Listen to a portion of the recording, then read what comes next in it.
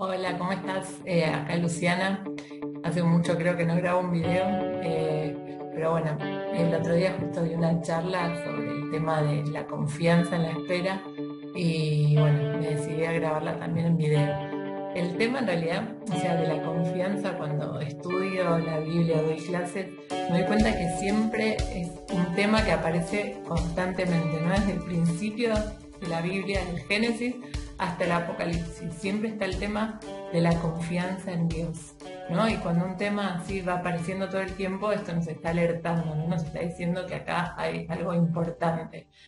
¿Qué sería la confianza durante la espera? ¿Qué sería esta espera? Esos momentos en que parece que Dios no está, ¿no? Que está en silencio, que no sentimos su presencia en nuestra vida. Sentimos que rezamos y no nos responde, ¿no? Sentimos que quizás no está o que no le interesa, ¿no? ¿Qué sería esa actitud? O sea, ¿cuál es nuestra actitud, ¿no? En ese momento en que no lo sentimos, de preocupación, o tenemos una actitud de confianza, de tranquilidad y paz, aunque no entendamos, sabemos que va a llegar algún momento la respuesta, o nos sentimos desesperados, o nos enojamos con Dios. O sea, hay diferentes actitudes que cada ser humano toma, o todos los seres, un mismo ser humano puede tomar distintas actitudes a lo largo de su vida, ¿no? Hay momentos en que quizás esta espera nos encuentra en un mejor momento de fe, o nos encuentra, no, sí, nos lleva como a tenemos consuelo, y hay momentos en que no, que nos lleva como a la desesperación, a la angustia, a la preocupación, que no sabemos qué hacer. Entonces, en realidad, ¿cuál sería la actitud que Dios quiere para nosotros? Pero no en cuanto a que, a ver, ¿qué tengo que hacer para sacarme un 10 en la prueba final de Dios, ¿no? Sino que todas las enseñanzas que Dios nos da a través de la revelación de su palabra son para que vivamos nosotros hoy una vida mejor, ¿no? Entonces, ¿qué significa esto? Buscar qué es la voluntad de Dios que Dios quiere para nosotros es para entender qué es lo que Él nos dice para que nuestra vida hoy sea mejor, ¿no? ¿No? En estos momentos de espera, en estos momentos de silencio, ¿cuál sería nuestra actitud que tenemos que tener en estos momentos, que es la que nos va a hacer mejor a nosotros, ¿no? Que nos va a hacer atravesar estos momentos de una forma mucho mejor? O sea, no podemos decir que tener a Dios no nos cambia, ¿no? Justamente el tener a Dios en nuestra vida hace que nuestra vida sea totalmente diferente. No es una cuestión solamente de a dónde me voy después de la muerte, ¿no? Sino que en esta vida, cómo me cambia en mi calidad de vida, en mi felicidad hoy. Entonces, en ese sentido es lo que vamos aprendiendo, ¿no? A través de buscar esta revelación en la palabra de Dios, qué es lo que nos quiere decir y qué nos enseña para estos momentos. Entonces, ¿qué mejor? Nosotros queremos, a veces muchas personas dicen, sí, en realidad yo quiero escuchar la voluntad, quiero hacer la voluntad de Dios, pero la verdad es que no sé cuál es. Y es verdad, hay mucha gente que no es que no quiere hacer lo que Dios le pide todo, pero realmente no sabe.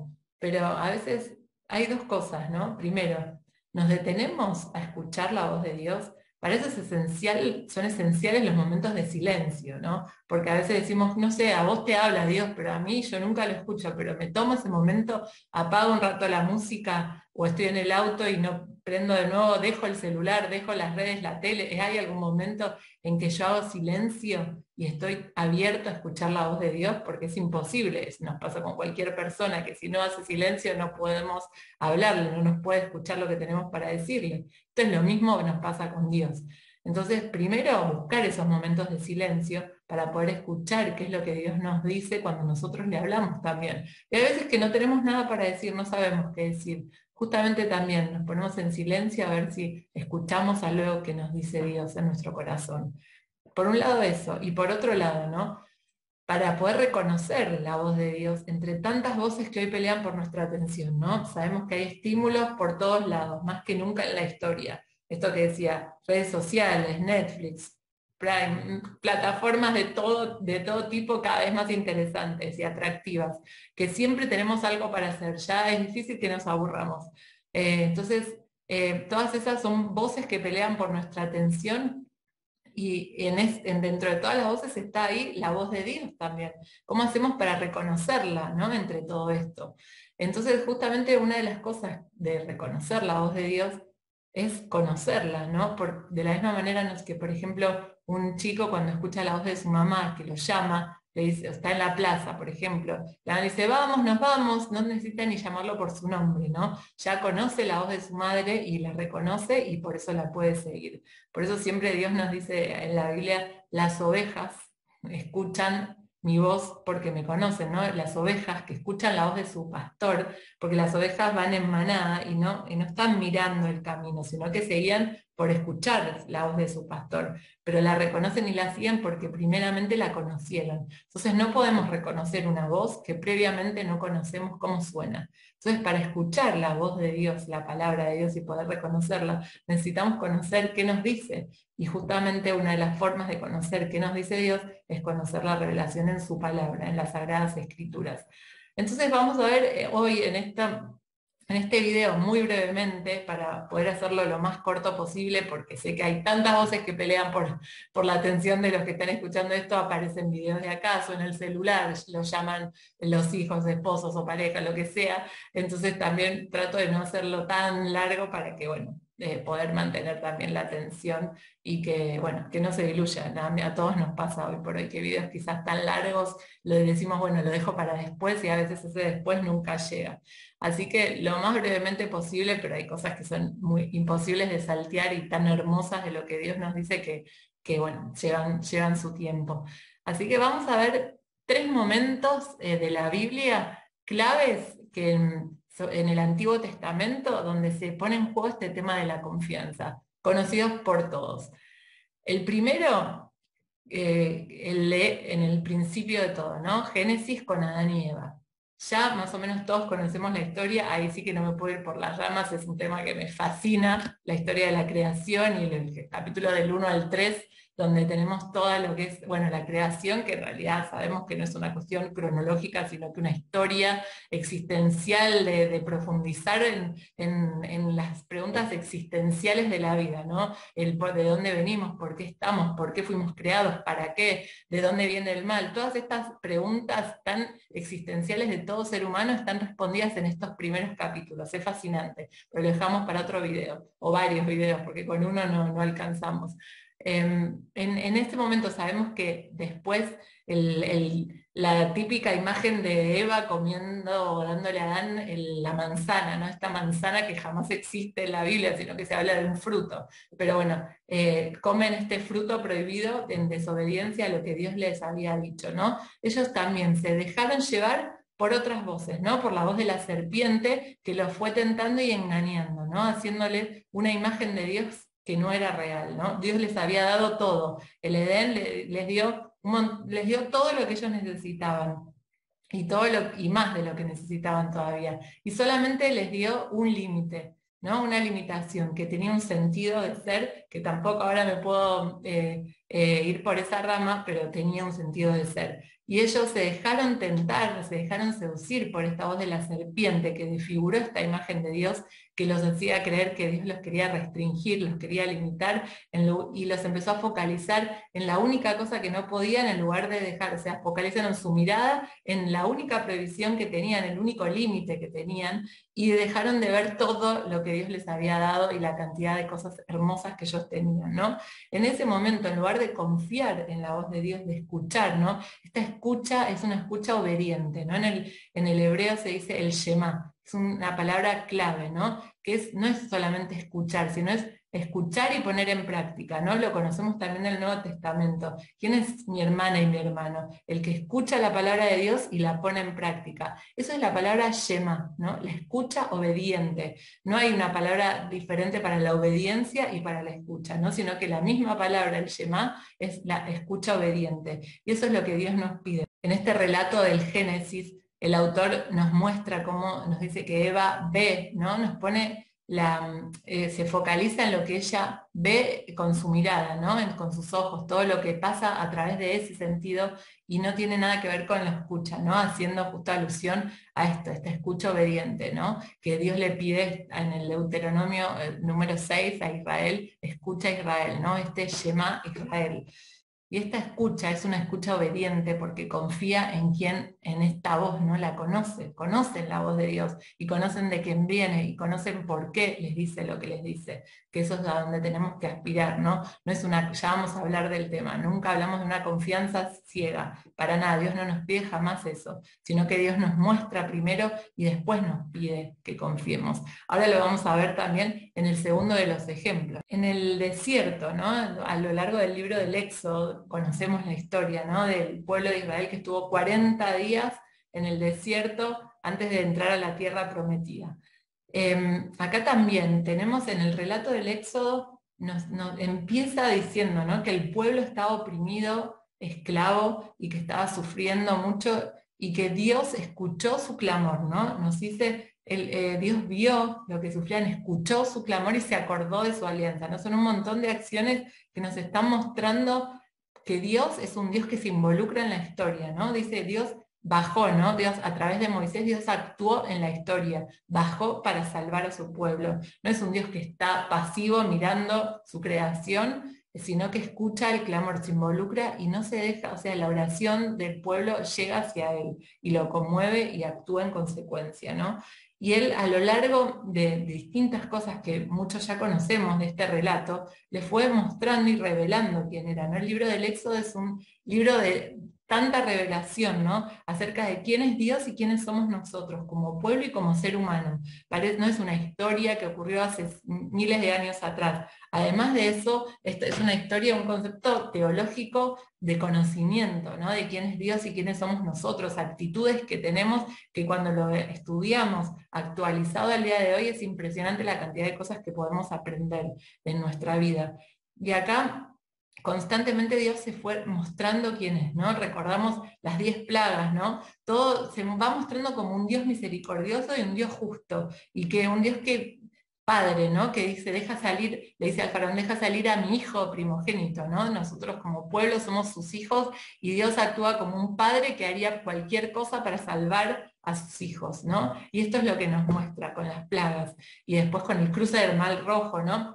Todo esto está relatado en un género literario épico, ¿no?, donde hay exageraciones y formas de relatar una historia para que después pueda ser transmitida con un montón de detalles donde se muestra que Dios es el héroe, ¿no?, que hubo milagros de poder salvar un pueblo minúsculo que estaba esclavizado por una potencia enorme como eran los egipcios, y un pueblo de esclavos que no tenía propiedades, no tenía nada, pudo ser liberado. Acá hay un hecho milagroso y está relatado en forma épica, entonces por eso algunos acontecimientos están como así exageradamente contados, pero tiene que ver con eso, pero es un relato, una historia que nos cuenta acerca de lo que ocurrió en ese momento de una forma literaria épica. Entonces ahí, bueno, el cruce del Mar Rojo, donde se abre en dos y el pueblo puede pasar, ¿no? Después en el desierto, Dios les provee el maná caído del cielo para alimentar a su pueblo. Lo mismo a través del agua que sale de la roca, ¿no? Su presencia en la nube, que durante el día les daba sombra y los iba guiando, y durante la noche les daba calor con su fuego también para guiar a su pueblo, ¿no? Por momentos avanzaba para decirles cómo avanzar y por momentos frenaba ¿no?, para guiar a su campamento, digamos, a su pueblo, hacia la tierra prometida. Dios les fue mostrando un montón de cosas hasta que llegan al monte Sinaí, ¿no? Recordamos este evento hermoso donde hay esta alianza en el Sinaí, donde Dios les propone, ¿no? Es como el desierto sería como este noviazgo, este camino de conocimiento de Dios y su pueblo, ¿no? De mostrar quién es uno, ¿no? De la misma forma que en el noviazgo uno va conociéndose, llega el momento de la propuesta, ¿no? Bueno, ahora que nos conocemos, ¿querés casarte conmigo ahora que ya sabes quién soy? Eso es la alianza que después se arma. Acá pasó lo mismo, ¿no? Dios les propone al pueblo ser su pueblo, ¿no? Ustedes serán mi pueblo y yo seré su Dios. Si ustedes escuchan mi voz, ¿no? Esto de nuevo el Shema, esta escucha obediente. Si ustedes escuchan, ustedes serán consagrados a mí, serán un pueblo santo, ¿no? Un pueblo santo porque es pueblo de Dios. Y el pueblo responde, estamos dispuestos a hacer todo lo que nos digas, ¿no? Si queremos ser tu pueblo elegido, queremos hacer alianza con vos.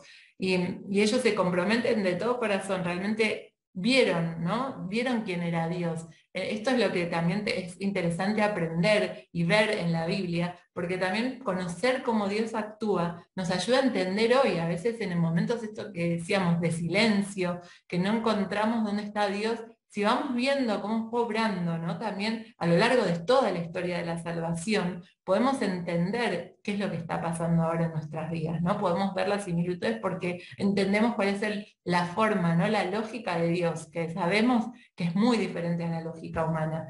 Dios les propone, primero les mostró quién era, ¿no? Él no empezó el éxodo diciendo, bueno, si quieren, hagan alianza conmigo, aunque no saben bien quién soy o no recuerdan o no, ya no saben, y después los libera, ¿no? Primero Dios los libera por amor, es un don incondicional, no les pide nada a cambio. Primero los libera, no les dice si ustedes escuchan o si ustedes hacen esto y esto, no, de ninguna manera. Dios baja y los libera gratuitamente y por amor.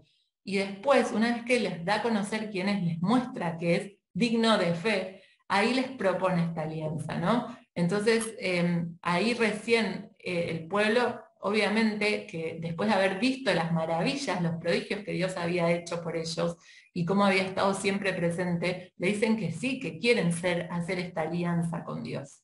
Fíjense acá cómo él, esta propuesta, ¿no? De esta propuesta de esta alianza, cómo Dios les dice directamente al pueblo, voy a leer, les dice, ustedes han visto cómo traté a Egipto, ¿no? Ustedes han visto, ¿no? Primero les mostré quién soy y cómo los conduje sobre alas de águila y los traje hasta mí, ¿no? Esta metáfora tan hermosa de alas de águila, ¿no? Como sobrevolando todo peligro, cómo los agarra el águila en sus brazos y sobrevuela todo peligro y los lleva ahí, esta cuestión de amor paternal tan hermoso, ¿no? Y entonces les dice, ustedes han visto cómo traté a Egipto y cómo los conduje sobre alas de águila y los traje hacia mí. Ahora, si escuchan mi voz y observan mi alianza, será mi propiedad exclusiva entre todos mis pueblos, ¿no? Esto es lo que decimos. Dios primero nos muestra quién es y después nos pide que confiemos, ¿no? En ningún momento se habla de una confianza ciega. Pero acá lo que pasa es que muy poquitos días después ocurre lo que tan famoso todos conocemos, el becerro de oro, ¿no? Que justamente Moisés sube al monte Sinaí para buscar, para hablar con Dios y traer la palabra de Dios, las tablas de la ley, los famosos 10 mandamientos, estas 10 palabras, ¿no? Donde Dios nos muestra cómo vivir libres también, cómo seguir haciendo uso de esta libertad, ¿no? Dios con estos mandamientos nos libera, aún más nos muestra cómo vivir libre, como seres libres. Y Moisés sube al monte por 40 días y el pueblo en estos 40 días no puede esperar, ¿no? No quiere esperar. Entonces le piden a Aarón que le construya un Dios, ¿no? Un becerro de oro, ¿no? Un Dios que puedan ver, que puedan manipular, se podría decir, ¿no? En esta espera, cuando nosotros de repente no sentimos a Dios, este silencio de Dios, ¿qué hacemos? ¿Esperamos? ¿Cuál es la actitud que tenemos que tener? Somos pacientes, confiados porque sabemos que Dios está ahí, aunque no lo sintamos, que Dios ya nos mostró en nuestra vida y en la historia de todo el pueblo de Dios, nos mostró quién era, o nos vamos a ir con otros dioses, con otros ídolos, ¿no? Que los ídolos y dioses no son un becerro de oro, hoy pueden ser un montón de cosas que en el mundo hoy nos atraen. Ídolos tienen que ver con poner nuestra confianza en otras cosas en lugar de Dios, en ese sentido.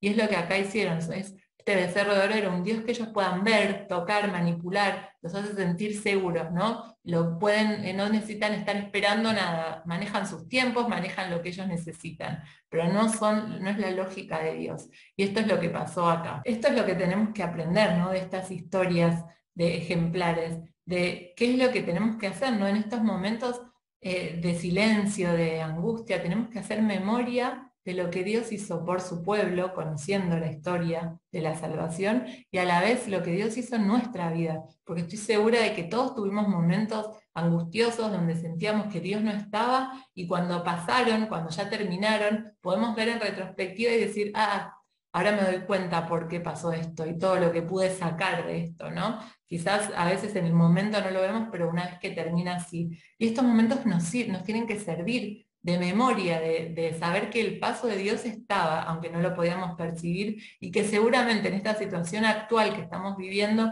está pasando lo mismo. Dios está pero no podemos percibirlo. Y hay una razón de ser por lo que estamos pasando. Y no es que Dios quiere vernos sufrir, pero va a haber frutos positivos de lo que estamos atravesando, ¿no? Y justamente esto nos lleva a la tercera historia que les comentaba, que íbamos a ver hoy, que es la historia de Abraham, que sería como un ejemplo reverso de lo que pasó con Adán y Eva y con el pueblo de Israel, ¿no? Abraham, a diferencia de ellos, sí escuchó la voz de Dios y la puso en práctica, sí confió en Dios, a pesar de que lo que le pedía a Dios le parecía inconcebible, ¿no? Vamos a ver un poquito este ejemplo. Todos recordamos también la historia de Abraham, ¿no? Que es conocida como el sacrificio de Isaac, su hijo, pero en realidad en el hebreo, ¿no? En el judaísmo, no se conoce el nombre de esta, se llama la parashá, ¿no? Es esta historia no tiene el nombre, en realidad la para allá es de la del final, justamente donde pasa esta prueba final, el capítulo 22, justamente se llama la atadura de Isaac, ¿no? Akedat Yitzhak, porque lo que sí hubo fue una atadura, ¿no? Pero en ningún momento hubo un sacrificio, esto no ocurrió. Y igualmente nosotros podemos decir, bueno, está bien, pero ¿por qué Dios lo lleva a Abraham a ese momento? ¿Qué necesidad de ponerlo a prueba de tal forma? Qué sádico este Dios para creer en un Dios así, prefiero no creer, dice mucha gente, ¿no? Pero cuando conocemos a fondo esta historia, ¿no? Entonces decimos capítulo 22, pero la historia viene de 10 capítulos anteriores y son un montón de décadas que van pasando en esta relación entre Dios y Abraham, ¿no? Hay un conocimiento mutuo de confianza donde fue llevando a este momento, ¿no? En otro video yo cuando hablaba específicamente de la atadura de Isaac y también cómo nos ilumina para entender la pasión de Cristo, contaba esto, que justamente doy el ejemplo de como si fuese esta prueba final la maratón, ¿no? Uno no puede decir de un día para el otro, mañana voy a correr, este fin de semana voy a correr una maratón y listo, de hacerlo y correr perfectamente, sino que uno se va entrenando, ¿no? Si quiere hacerlo bien, llegar bien a la meta y no casi con un preinfarto.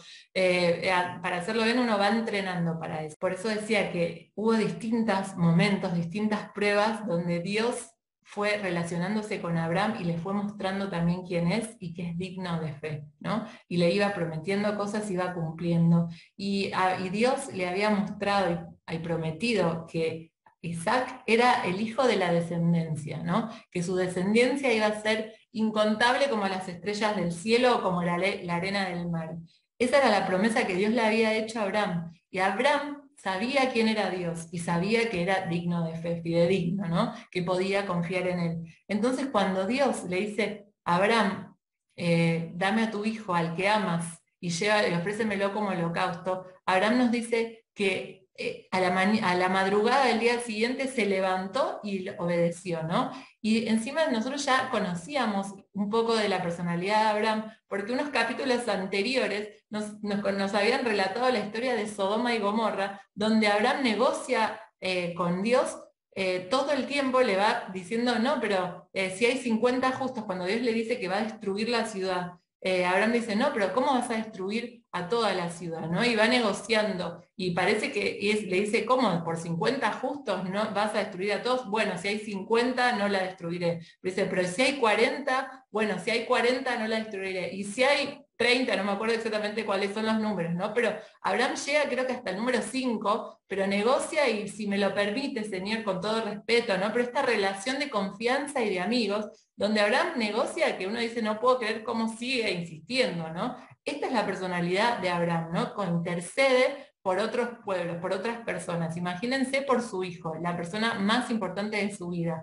Y dice, ofrécemelo en holocausto, sí, dice Abraham, y va lo primero que hace a la mañana, ¿no? Esto nos va mostrando también, cada historia tiene una razón de ser, y si ya nos mostraron que Abraham era capaz de negociar así con Dios, ¿por qué no lo hizo con alguien tan importante como su hijo? Justamente porque él sabía en todo momento que Dios no lo iba a fallar, ¿no? Que Dios tenía la capacidad, como nos dice la carta de los Hebreos, la capacidad hasta de resucitarlo de entre los muertos, ¿no? Sabía que Dios iba a cumplir su promesa y que Isaac era el hijo de la promesa para la descendencia. Entonces no había forma en que Dios le iba a fallar.